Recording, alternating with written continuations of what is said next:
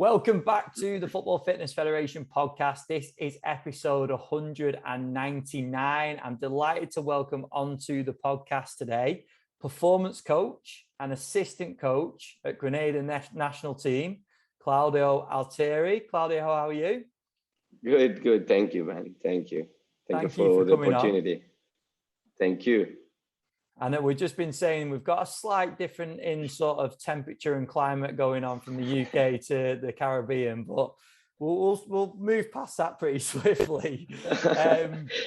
Anyone that follows you on social media or maybe our community members will have seen that this is a reasonably recent appointment into this role. So I'm really keen to dive into the role and the sort of approach that you're going to be taking. But to backtrack a little bit, can you give us a little bit of a rundown on your career so far that's led up to this role? Sure. I'll be very brief on that. So back in 2009, I moved to Australia, and without a word of English, I started my journey in Australia. Then I learned the English. I got involved with fitness, and then I decided to do the sports science degree at the ACU. I finished my bachelor degree, started to work in gyms around YMCA was one of them.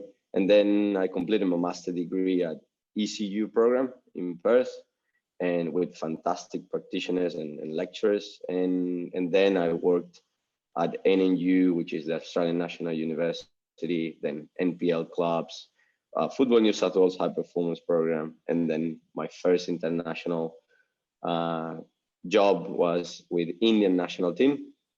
Then I moved to China, club setting and club and academy setting, and then Anguilla for 18 months, and now Grenada for 2 weeks. So a little bit of going on between cultures in there. Brilliant. And has it always been an ambition to travel and go to different places? I would say so. Once I grew up, in South America, in Venezuela, and the goal was to live abroad, because the opportunities were limited there. So once I did that step into Australia, then I never say, okay, well, I'm gonna stay here. I will see where football will take me, the sports science will take me. And again, not only is football, but even with being a performance coach, if another sport or Olympic committee will come, I will jump on board and do the job. Brilliant. Now I know you're only very new into this role, I think 2 weeks as we currently speak.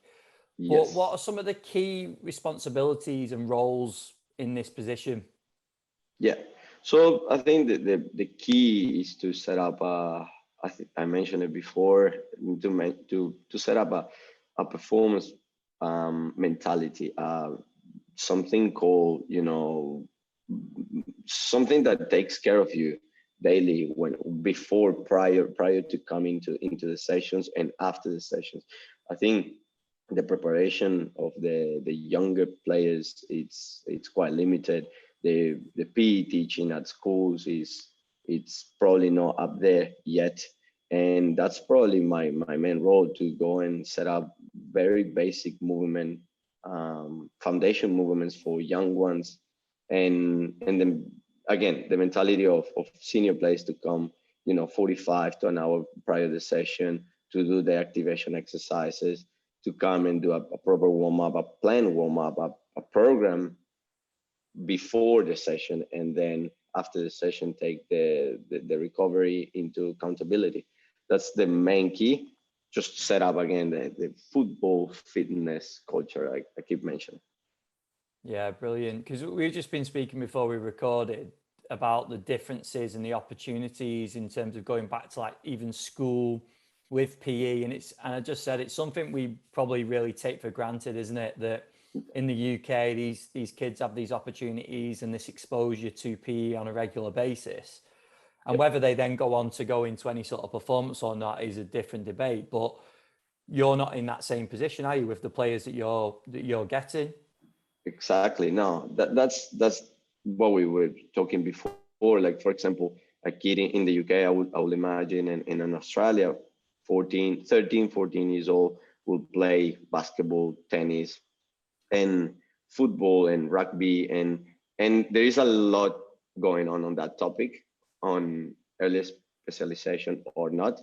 But the kid of obviously the young one is exposed to different movement patterns, to be playing the sport, and the PE teaching in the schools in, say, for example, Australia, it's unbelievable. So when someone, when a kid 16 years old come to you and you're like, okay, well, I want you to do a squat, a normal squat, and a push-up or a lunge, it's ready, and deceleration patterns are ready, almost ready. Of course, always a window to improve, but like here is very different.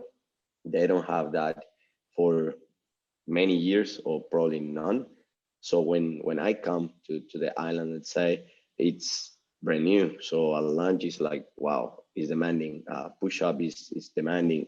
Plank is demanding. A squat is very demanding for them. So I need to go back on very, very basic stuff for the young population.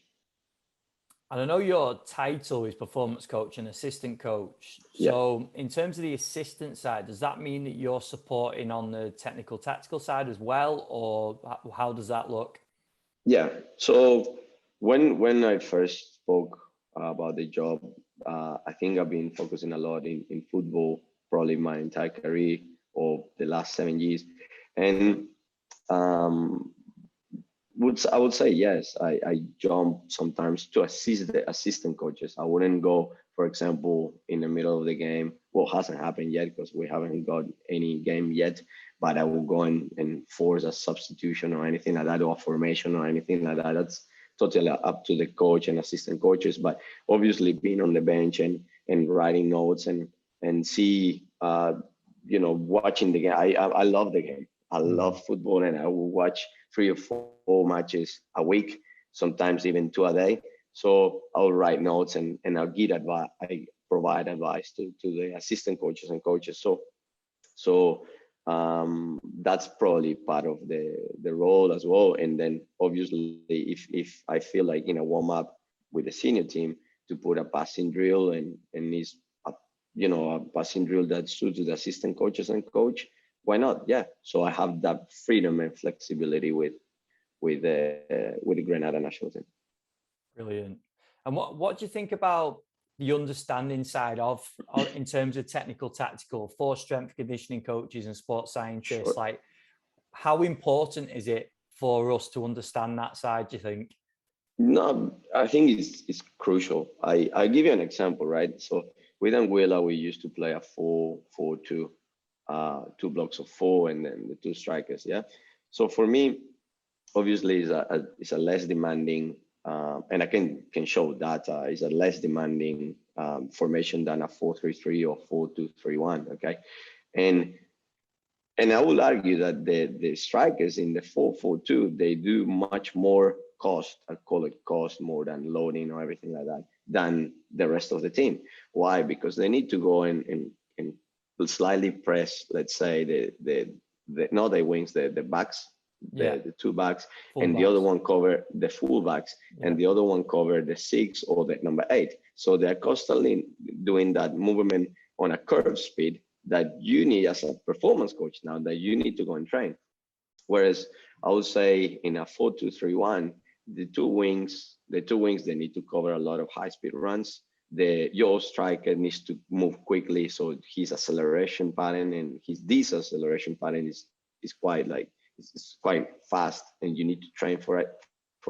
So you have a player either the 10, the 8, or the 6 is a box to box player. So you really need to start to understand the demands of the game in different formations more than, okay, well, like I put a warm up only for acceleration. No, it's just who is your player doing that pattern for 90 minutes. And have you experienced different approaches across the different teams that you've worked with, and has that then led to you having to change your approach then? Yeah. I would say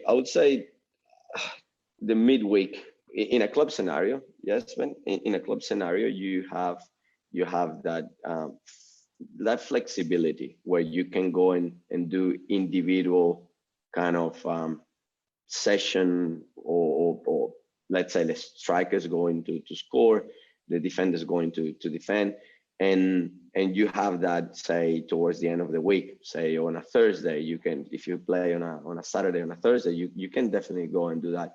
And it worked. It works in EPL, it works in many teams. When you are in a national team and you're doing camp, sometimes you have 3 or 4 weeks to prepare, and you don't have much time. You don't have the players need to go and train and then recover, train, recover. So again, answering your question, it really depends. It sounds very vague, but it really depends on head coaches and assistant coaches as well. Yeah, it's funny, isn't it? Because we speak to a lot of people at clubs and they talk about like limited time. And then when you speak to practitioners like yourself in the international stage, where you're only seeing players for a matter of weeks throughout a year, you have to be even more precise, don't you, on what you're going to be doing at what times? Yeah, exactly. In terms of a practitioner, Claudio, sorry to cut you off. No problem. With that debate around club, not club v country, but either working with a club or working with a country, I don't know if this has just answered the question on where you're currently at, but where do you find it sitting better with you as a practitioner? Is it working on a day-to-day basis in a club setting, or getting players out for a camp in a national setting? I think obviously have the players daily. You can really do a lot.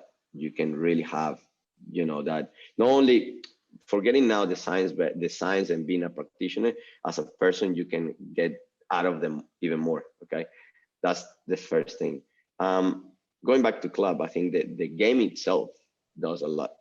The game gives you a load, a peak demand. The day after is a recovery. For the subs, you have the freedom to call them the day after if they need to, or the match day -1, you can do activities with them on reaction for everyone. So you have that on a club scenario, even if you have 2 days, 2 matches a week. On a camp, it becomes a little bit of a challenge, because as you mentioned, you see the players really 2 times a year, maybe 3 if you're lucky, if you qualify for the next round. So it's a 3 weeks camp, or maybe a 4 weeks camp, where they have to come already, let's say, some sort of prepare. The first day you spend with them time, assessing them. And from the next day, either you're ready or not. And if you're not ready, we need to call someone else, because we don't have the time to prepare you for the matches. So in club, summary, in club, you have the time to prepare. In the national team, you don't have that timing. You have basically, I would say 20 days max, 25 days max to go and perform. And you perform 3 games in 7 days. So it's really tough. I want to get on in a second onto how you go about periodizing the camp, because I think that's really interesting. But just before I do that, can you give a little bit of context on the current squad you're working with, in terms of logistically, where are they based? Are they playing in Grenada, or are they playing elsewhere? Like where are they based? So basically now we have 3 under youth tournaments. So then the 15 young boys, then the under 15 girls, and then the 17 boys. So they all travel in 3 different countries. So one will go to Antigua the 11th of August, and the other one, the 11th of August as well, goes to Dominican Republic. And at the end of the month, the under 17 potentially goes to Nicaragua. So in the first, so my idea and what's being discussed is the 2 teams that they're going at the same time, I will be spending 2-3 days with each one of them. So basically going to Antigua, set up what I call it the performance scenario, where you take care of the logistics. So you go with them and you make sure that they have the right nutrition, the right recovery settings. They go on time on what is planned, and go and watch where we'll be training, and why not, the distances between hotel and stadium. So you provide a report to the coaches and say, okay, well, this is the logistic. So if, say, match is 3 p.m., we need to leave at 1 because traffic or whatever. And after that, I would jump on a plane and then move across to Dominican Republic to potentially do the same with the other squad. Once we come back, in the meantime, I will be tracking, say, by Zoom or by constance call, the under 17 that remains here. And then once I come back, I will leave with under 17 to Nicaragua. So it's a little bit of going on between the islands and the Caribbean countries. But again, so we're going to be having 5 games in 8 days. So it really, volume becomes your priority in your periodization. And what about the clubs that the players are at? Are they local to where you're at now, or are the players spread out? Okay, so Grenada national team, senior team, has around 20 plus players playing in between England and the US, few of them in Jamaica, first division. So we have those players that they're performing in overseas, and I gotta get into them and meet them by Zoom and ask the SNC coaches some data, some sort of data, any type of data will help me. And with the players here, the league, in 4 weeks, the league is over. So we don't really have an international, let's say, very important match until March next year that we play the US. Yeah. So I will have freedom and room to improve and to set up what a programming for the national team, senior national team. Brilliant. So onto that periodization now. When you're looking at that 4-week camp or whatever it is that you're going to have for the players, what's your approach to that then? All right, that's a good question, Ben. So basically, I look it up. If we look FIFA dates, so they play on Wednesday, Saturday, and then Tuesday. So I always go backwards, all right? So then you have to count the days that you travel, if you play home or not. So that's important. So again, for me, this is my opinion. For me, volume to expose the players the first, say, 12 days, 14 days of camp, if you have a 25 days camp, is volume. MIS for me becomes really important. Okay, and then you mention it to assistant coaches, where you do small Saturday games with transitions, where you go and say, for example, you manipulate a lot of your small Saturday games with number of players, and they need to cover, let's say, more, is vague what I'm saying, but more kilometers, more volume. Where and then obviously you go and start to narrow down the next 2 weeks, where you go and expose to 80-85% of max velocity. You work with anaerobic speed reserve and so on, going later, closest to the match. However, I find out that I wouldn't say periodize my recovery, but prioritize my recovery towards the end becomes really important. Where you go and say, for example, to the coach, okay, let's simulate what's coming the next week. So you go and say, you train hard on a Tuesday, and then you have day off, full recovery on a Wednesday, and then you do something, say, moderate on a Thursday, Friday, set pieces, why not? And then Saturday you train hard again, and then you imitate. So the last block of, say, 8 days is exactly the same of what's gonna happen. And in the Caribbean, I had the flexibility to take the boys to the beach, to do a nice ice bath. No one complained about how cold it was. so I had, I had the beach that helped me a lot. Yeah, brilliant. So you've mentioned it before about Zoom and keeping up with players that way and getting reports from the clubs, but is that a big challenge when you're not seeing players for a long period and then you're having to get the information from clubs? Hopefully that is then coming your way, but if it isn't, is that one of the biggest challenges in the role? Yes, I would say so. Yes, when I Zoom with them, they they take, like, look, the relationship I had with the Anguillan players was fantastic, and I would say here will be fantastic too. I would Zoom with them, and then I had 20 players or plus in a Zoom meeting, and then I would say, okay, well, you guys need to do, let's say, a 1 kilometer time trial, and then from that kilometer, this is not having an SNC at the background, of course. Having that kilometer as a time trial, I will, with the heart rate, I will have an understanding of their fitness level, and then I will do some programming. And then, let's say 4 weeks after, I would ask them to record them 1 kilometer time trial, so I can actually see what they're doing, their movement patterns. Others, in obviously, some of them, most of them, they live in England, and I understand the weather. So if they go to the treadmill, I wouldn't care. So I would see them, and then I will send a program. I want to see them squatting, deadlifting, single leg, exercises that I will do. Even if they're doing a Romanian deadlift, I want to see. And then from there, I will go and say, okay, let's meet individually with them. So Zoom, and you need to fix this. And we had a period of COVID, obviously 2 years ago, a year and a half ago, where I would be on the, at home doing teaching and explaining some movement patterns. So again, Zoom becomes your friend, your tool, and the players are that we gotta I gotta remind this: once you are called for the national team, they all have pride.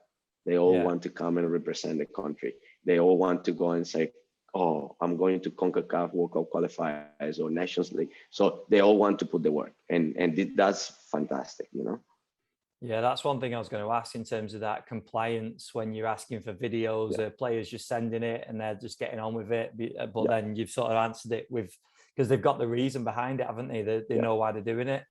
It's really interesting, the Zoom thing, isn't it? Because we were forced into it through COVID, but then speaking to a lot of coaches that have then either continued it or have to use it in their roles, like yourself, I think it really brings practitioners on, doesn't it? Because you're not seeing people every day, you're having to get creative, you're having to really build that relationship without seeing a person, aren't you? So I personally think it can develop you quite a lot, can't it?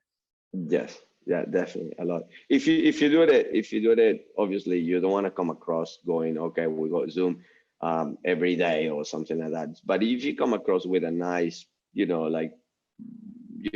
calendar, and say, okay, guys, this day I want you to show me, I don't know, your squad, or at the gym, take me to the gym with you, and then I will be on the phone, and there will be 6 hours difference. They are nighttime in England, and I will be in Anguilla, and then and that's the way we did it. So Brilliant. And just on that, we've not spoke about in the gym yet, in terms of facilities that you've got available. Like what do you have available for players there? Right now, I'm looking for it. I gotta be honest. So I'm in a scenario where I'm making a few proposals to go and use a facility.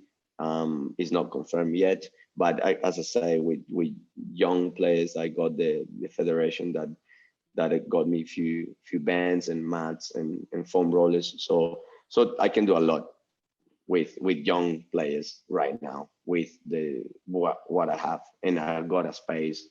So it's perfect. But going back into replying your question, my idea is to have 2 or 3 racks and a sled, few sleds, even to put them on the field, and then go from it. I'm not obviously coming to a new country. I'm not going to ask a high performance facility that is $500,000 plus, but for sure some sort of equipment to to develop that force velocity curve when they run, they max strength. We know, I'm not going to repeat what we know about maximizing strength and why not, so, and decreasing injuries. So again, going back to Anguilla, I had 1 squat rack, 2 trap bars, and 10 kettlebells. And for me, what became really important was microdoses. So for example, Ben, I will come, and then we had training every day of the camp, as I mentioned, say 25, 26 days. And every single day, my player will come 45 minutes before the session, will come get changed, activation exercises, and we'll do 2 lifts. Let's call it anterior day, let's call it push day, squat, and Bulgarian split. Done. So 3x5, and that's it. Yeah. That's it. So go into the field and then go into a run on the field. So I had everyone coming to the gym, so everyone coming, activating, so at different times, lifting for about 8 minutes, no more than that, going to the field, come back, stretching, nutrition, and then all of them every day doing that. So I had a really low rate of injuries, really, really low. So I think that program is what I'm looking forward to do here. That kind of scenario setting, microdoses. Yeah. And the more people we speak to, like with different challenges, with busy schedules and stuff, that's the approach a lot of people take anyway, isn't it? Because of the restrictions on time. Just going back to the current program now, have you got in your mind then like a few phases of programming? So at the moment, no secured facility, but you've still got this equipment, and we could do, if we needed to get the players in tomorrow, we could do this. Then the next stage is securing the facility, maybe having a squat rack, maybe having a sled, and then the next stage of the program is this. Is that the way you're sort of thinking and approaching it? Yeah.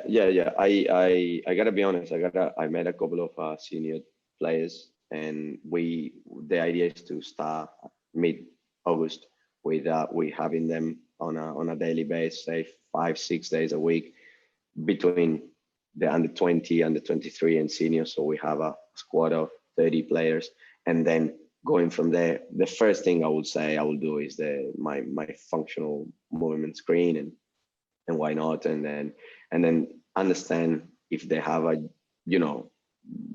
any issue or anything like that. And then, like you said, okay, from here, say until the 15th of August, I will try to get some sort of equipment. And from there, my very, let's say, first idea is to go and say, okay, I need to do a general strength program. I need to do then from there moving into, okay, this is probably later on, we're going to get into this, but I've been watching a lot and listening to a lot and reading a lot from GB Morin on sprinting mechanics and stuff like that. So that's my first phase, 4 to 6 weeks, general strength and great movement pattern in terms of running. And then moving, say, if I have a $2 million facility, well, then I can do much more. But that's the first idea. But the skill of a practitioner comes back to the fact that we understand the principles, the philosophy that goes behind programming, don't we? And then in terms of equipment, it's great to have an all singing, all dancing facility, but you can still get loads done and prepare players in a more than adequate way, can't you, in the position you're in? Yeah. And mentioning another name is Alex Natera in Australia. A lot of isometric contraction, and you don't really need much. No. So it's just understanding, okay, well, go and read your science, understand your practical scenario, understand your culture, and then put everything together. So this is probably later on in the podcast, my suggestion to younger practitioners. Sometimes we read a lot on like if you have a platform on to monitor counter movement jump. I don't. And do I monitor the fatigue? Of course. So there is different ways. Yeah. And then that comes back to what you're receiving from the clubs, which becomes important, doesn't it? But then also probably more important is the conversations that you're having with players, isn't it? Absolutely. I had in camp one day, and this I need to mention, I had one day one player that you go through the wellness, and then the vibe is good, and we've been you are in the Caribbean, so the weather is not a problem, and the facility is amazing. And then one player comes to you and say, oh, like I reported really low on motivation. I say, what's going on? And he say, man, I just find out that I'm out of my club. My contract kicked me out. And you're like, okay, well, so how do you deal with that? So obviously, it comes to come, sit down, let's have a coffee. What's the issue? And that's something that sometimes in the sports science department, in let's say big clubs, when you have a lot of facility, and then that I'd say I call it like this. I call it like that mirror or that window where players. No, I think we need to work towards one goal, and you need to establish that relationship. And if it takes one coffee to go and understand your player, do it. Yeah, 100%. Yeah. Claudio, that's been fascinating. It'll be great to see the progression of the program. We should get another podcast in maybe a few months' time just to see how things are going. But thank you. No, I'm excited for you because we mentioned before the podcast that these opportunities that come up that are a clean slate. They're a great opportunity, aren't they, to make real impact with players. So yeah, it'd be amazing to see the impact that you can make over there. Thank you so much. Surely we'll keep you posted, man. Brilliant. Well, we'll wrap things up with the quickfire podcast that we normally finish the podcast with. And the first one being, who are some of the biggest influences on your career and your programming so far? Sure. Well, I got a couple of names, and I would say this, I obviously been from like did my background in my sports science in Australia. I have a lot of Aussies and I would say Glenn Corcoran is one of them. He's at Bond University, high performance manager. Been in touch with John Kobiela. John Kobiela is in the NPL right now. He was a Victory almost a decade. Sorry, not Victory. He was a Melbourne Heart when he was called Melbourne Heart. Fantastic practitioner. Danny Deegan, now in Mumbai City. Alex Watterson, MLS. Been in touch with another MLS practitioners like Alex Calda, Louis Matza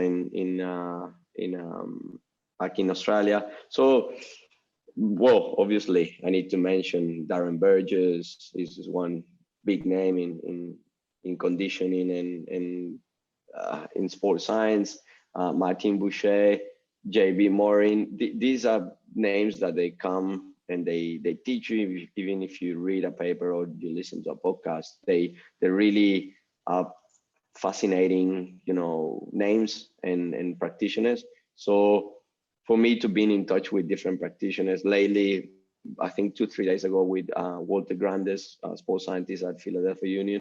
So it's just being in touch with them and that's my, I call it like if you grab a blender and you put all these names and that's Claudio right now. Yeah, brilliant. That's the way to be, 100%. Claudio, what would you say your biggest strength is as a practitioner?